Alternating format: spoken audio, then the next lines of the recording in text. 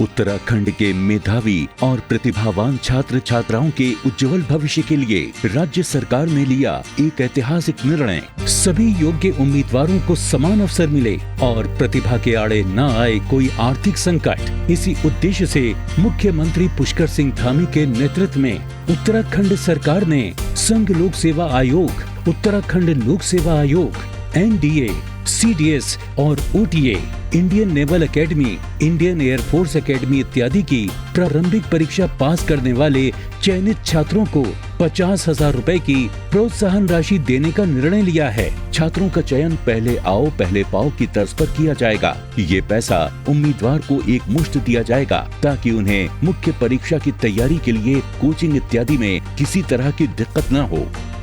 पैसों का पूरा भुगतान सीधा उम्मीदवार के बैंक खाते में होगा। 50,000 स्टूडेंट के लिए बहुत ही अच्छी आर्थिक मदद है, जिससे हम प्री क्लियर करने के बाद अपनी आगे का स्टडी मटेरियल और आगे की तैयारी कर सकते हैं। वो आराम से टेंशन फ्री होकर अपने फाइनल्स निकाल सकता है, वो अपनी बुक्स ले सकता है, अपना खर्चा उठा सकता है। मुख्यमंत्री पुष्कर सिंह धामी के कुशल नेतृत्व में राज्य सरकार का उठाया ये एक ऐसा महत्वपूर्ण कदम है जिसकी मदद से उत्तराखंड का युवा खुद लिखेगा अपना सुनहरा भविष्य। अब लक्ष्य को हासिल करने की राह में न होगी कोई बाधा। सबका साथ, सबका विकास, सबका विश्वास। नमस्कार, उत्तराखंड की खबरों में आपका स्वागत है। मैं हूं आपके साथ आकाश सोनी और अब देखते हैं खबरें विस्तार से। केंद्रीय गृह मंत्री अमित शाह ने गुरुवार को सुबह उत्तराखंड गढ़वाल और कुमाऊं मंडल के आपदा प्रभावित क्षेत्रों का हवाई सर्वेक्षण किया। शाह ने करीब 2 घंटे तक आपदा प्रभावित क्षेत्रों का सर्वे किया। हवाई सर्वेक्षण के बाद अमित शाह ने कहा कि मैंने तबाही के हालात देखे। भारत सरकार की ओर से चेतावनी मिलने के बाद उत्तराखंड में आपदा से कम नुकसान हुआ है। अलर्ट पर रहने के कारण जनहानि कम हुई है क्योंकि हमने पहले ही तैयारी कर ली थी। शाह ने कहा कि मुख्यमंत्री पुष्कर सिंह धामी ने सूझबूझ से काम किया। सभी एजेंसियों ने समय पर अपना काम किया। 4 धाम यात्रियों को सुरक्षित स्थानों पर रोका गया। इस वजह से 4 धाम यात्रा में किसी यात्री की मौत नहीं हुई। जितने भी मोबाइल यूजर थे उनको भी अलर्ट मोबाइल पर समय पर भेज दिया गया था, जिसके कारण अकारण आवाजाही कोई न करे। 4 धाम के यात्रियों को भी जहां थे वहां सुरक्षित जगह में बारिश शुरू होने से पहले ही रोका गया। इसका ही परिणाम है कि अब तक 4 धाम के यात्रियों में से किसी हताहत होने की समाचार नहीं आया है। यात्रा अब शुरू भी कर दी गई है। NDRF, army, ITBP, SDRF, state response टीमें, फायर ब्रिगेड, इस सब बारिश आने से पहले ही अलर्ट होने के कारण मौके पर थे। हेलीकॉप्टर भी बारिश आने के पहले ही अलर्ट कर दिए गए थे, यहां उपलब्ध भी थे। माननीय प्रधानमंत्री जी ने भी समय पर सेना और NDRF के मोबिलाइजेशन में सूचनाएं हम सबको दी थी। उत्तराखंड में बीते दिन हुई आफत की बारिश से अभी तक करीब 6,000 करोड़ रुपए से ज्यादा के नुकसान का आकलन किया गया है। इसको लेकर राज्य सरकार ने सभी जिलाधिकारियों से उनके जिलों में हुए नुकसान की एक विस्तृत रिपोर्ट मांगी है, जिसे गृह मंत्री अमित शाह की अध्यक्षता में होने वाली बैठक में मुख्यमंत्री पुष्कर सिंह धामी प्रस्तुत करेंगे। हालांकि अभी गृह मंत्री अमित शाह आपदा प्रभावित क्षेत्रों के हवाई निरीक्षण पर रवाना हो गए हैं। गृह मंत्री अमित शाह के साथ मुख्यमंत्री पुष्कर सिंह धामी, राज्यपाल गुरमीत सिंह, केंद्रीय पर्यटन राज्य मंत्री अजय भट्ट, आपदा मंत्री धन सिंह रावत मौजूद थे। आज देश के गृह मंत्री जी का पूरे जहाँ भी आपदा रखे वहाँ का दौरा है। कल 1:30 बजे रात देश के गृह मंत्री हमारे भाई अमित भाई यहाँ आए थे और आज वो एक समीक्षा बैठक भी लेने वाले हैं। पूरी जहाँ भी आपदाई है उसका आकलन उत्तराखंड सरकार द्वारा, हमारे मुख्यमंत्री जी द्वारा सभी जिलाधिकारियों को निर्देश दिए गए हैं और आज एक रिपोर्ट हम केंद्रीय गृह मंत्री को भी सौंपने वाले हैं।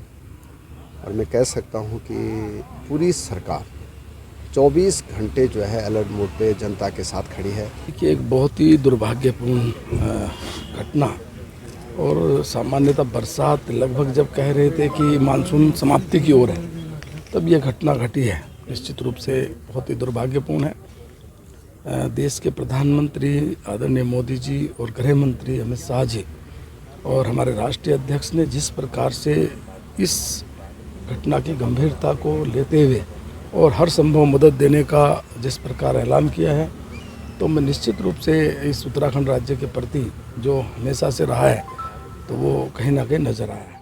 अखाड़ा परिषद के पूर्व अध्यक्ष दिवंगत नरेंद्र गिरी महाराज की मौत के बाद अखाड़ा परिषद में दो फाड़ हो गई है। अखाड़ा परिषद दो गुटों में बंट गई है।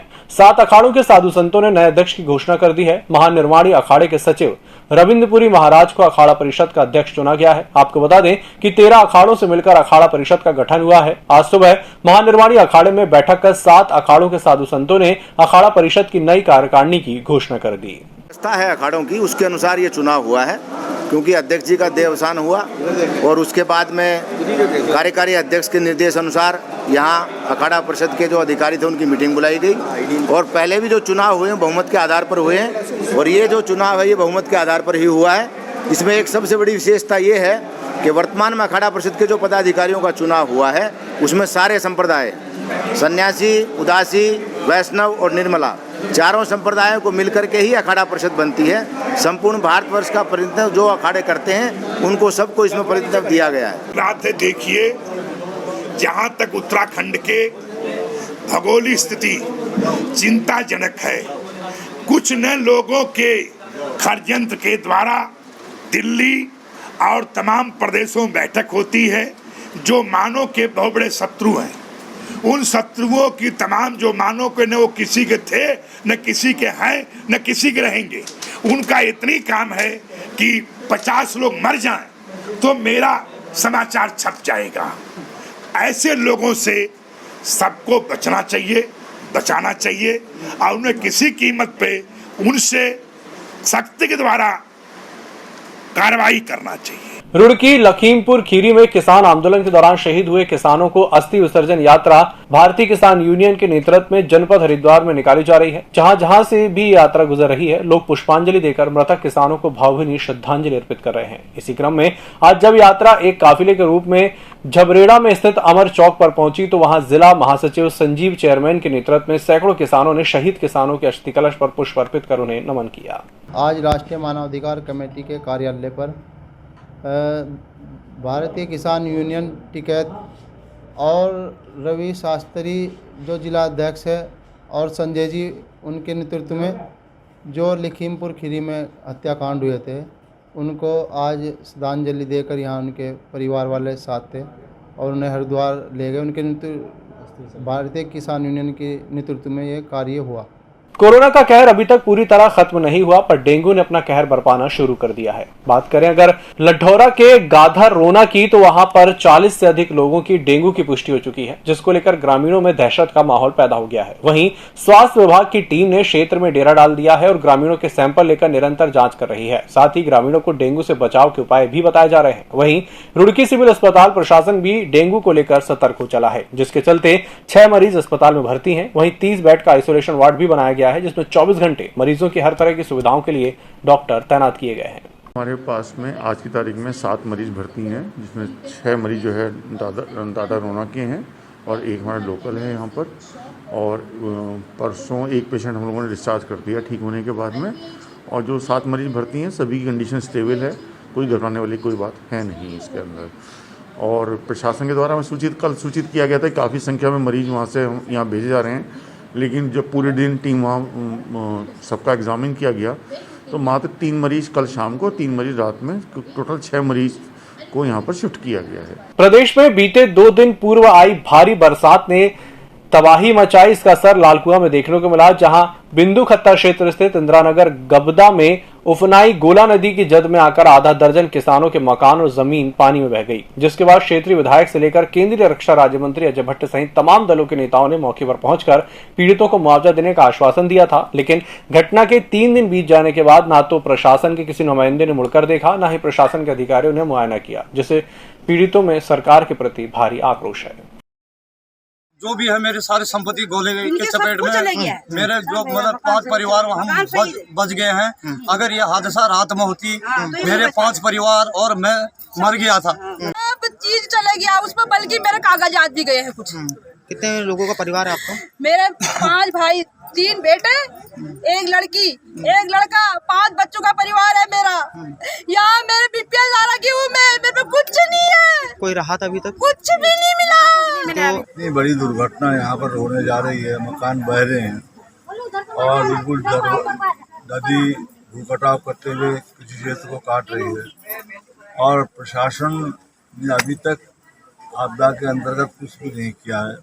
इस बुलेटिन में फिलहाल इतना ही। इसी के साथ मुझे दीजिए इजाजत। नमस्कार।